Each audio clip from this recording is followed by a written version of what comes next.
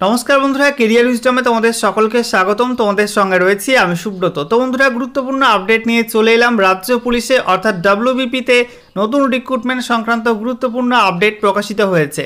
राज्ये विभिन्न पुलिश फाঁড়ি এবং থানাগুলোতে এই মুহূর্তে কনস্টেবলের সংখ্যা কিন্তু একদম তলানিতে এবং এই মুহূর্তে রাজ্য পুলিশের কর্তারা সিদ্ধান্ত নিয়েছে যে এবার জুনিয়র কনস্টেবল পোস্টে রিক্রুটমেন্টই করা হবে। রাজ্য পুলিশে অর্থাৎ ডব্লিউবিপিতে জুনিয়র কনস্টেবল পোস্টে রিক্রুটমেন্টই করা হবে বিভিন্ন কাজ সামলানোর জন্য।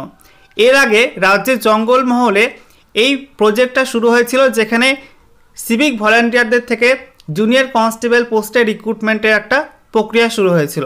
এবার সেটা কিন্তু রাজ্য জুড়ে শুরু করতে চাইছে তারা। গতকাল বুধবার রাজ্য পুলিশের শীর্ষ কর্তাদের একটা মিটিং ছিল নিয়োগ সংক্রান্ত। সেই মিটিংয়ে একাধিক বিষয় আলোচনা হয়েছে এই নতুন ডব্লিউবি জুনিয়র কনস্টেবল রিক্রুটমেন্ট নিয়ে, যেখানে রাজ্য পুলিশের সিভিক ভলান্টিয়ারদের এবার পাকাপাকি চাকরির ব্যবস্থা করার জন্য কিন্তু বেশ কিছু উদ্যোগ নেওয়া হয়েছে। যেমন হাইটের ছাড়ের কথা ভাবনা হচ্ছে এবং সেই সঙ্গে বয়সের ছাড়ের কথা চিন্তাভাবনা করা হচ্ছে। সমস্ত বিষয়গুলো নিয়ে কিন্তু নতুন একটা রিক্রুটমেন্ট রুলস তারা কিন্তু তৈরি করতে চাইছেন। তো সমস্ত আপডেট তোমাদেরকে জানাবো আজকের এই ভিডিওটির মাধ্যমে। কি আপডেট উঠে আসছে এই ডব্লিউবি জুনিয়র কনস্টেবল রিক্রুটমেন্ট নিয়ে জানাবো ভিডিওটির মাধ্যমে। চলো ভিডিওটি শুরু করা যাক। আর ভিডিওটি শুরু করার আগে তোমাদের সকলকে জানাবো চাকরি সংক্রান্ত নিত্য নতুন গুরুত্বপূর্ণ আপডেট পাওয়ার জন্য চ্যানেলটিকে সাবস্ক্রাইব করে নিয়ে পাশে থাকা বেল বাটনে ক্লিক করে অল নোটিফিকেশন অপশনটিকে অন করে রাখবে। লেটেস্ট আপডেট তোমরা সবার প্রথমে পেয়ে যাবে। ওকে বন্ধুরা, অনস্ক্রিন তোমরা দেখতে পাচ্ছ গুরুত্বপূর্ণ একটি আর্টিকেল। এটা আজকেই প্রকাশিত হয়েছে, আজকের বর্তমান পত্রিকায় এই আপডেটটি প্রকাশিত হয়েছে। দেখো বলা হচ্ছে জুনিয়র কনস্টেবল পদে সিভিকরা উদ্যোগ। তো কি বলা হচ্ছে দেখে নেওয়া যাক। রাজ্য পুলিশে কনস্টেবলের সংখ্যা এখন তলানিতে, অধিকাংশ থানা ফাঁড়িতে রয়েছেন 15 থেকে 20 জন কনস্টেবল। দেখতে পাচ্ছ রাজ্য পুলিশে কিন্তু কনস্টেবলের সংখ্যা সর্বনিম্ন একদম নিচের দিকে, ঠিক আছে। এবং অধিকাংশ থানাতে এবং ফাঁড়িতে রয়েছে 15 থেকে 20 জন করে কনস্টেবল। এদিকে লোকসভা ভোট দরজায় কড়া নাড়ছে। সেই পরিস্থিতিতে আইন শৃঙ্খলা রক্ষার কাজ কীভাবে হবে তাই নিয়ে চিন্তা বাড়ছে কর্তাদের। এই অবস্থায় সিভিক ভলান্টিয়ারদের জুনিয়র কনস্টেবল পদে নিয়োগের প্রস্তুতি শুরু করলো রাজ্য। দেখতে পাচ্ছ এই অবস্থায় সিভিক ভলান্টিয়ারদের জুনিয়র কনস্টেবল পদে নিয়োগের প্রস্তুতি শুরু করলো রাজ্য। এর জন্য তৈরি করা হচ্ছে নির্দিষ্ট নীতি। তো এই রিক্রুটমেন্ট নিয়ে নির্দিষ্ট নীতি তৈরি করা হচ্ছে। এতে নির্বাচনের আগে নিচুতলার পুলিশ কর্মীর সংখ্যা যেমন মিটবে, তেমনি সিভিকদেরও খুশি করা সম্ভব হবে বলে মনে করছেন আধিকারিকরা। বিরোধীদের বক্তব্য, আসলে সিভিকদের দিয়ে ভোট করাতেই এই পদক্ষেপ করতে চাইছে প্রশাসন। রাজ্য পুলিশে সিভিকের সংখ্যা এখন 1,20,000। থানা বা ফাঁড়ি চালানো এবং জেলায় ট্রাফিক মুভমেন্ট ঠিক রাখতে সিভিকরাই বড় ভরসা।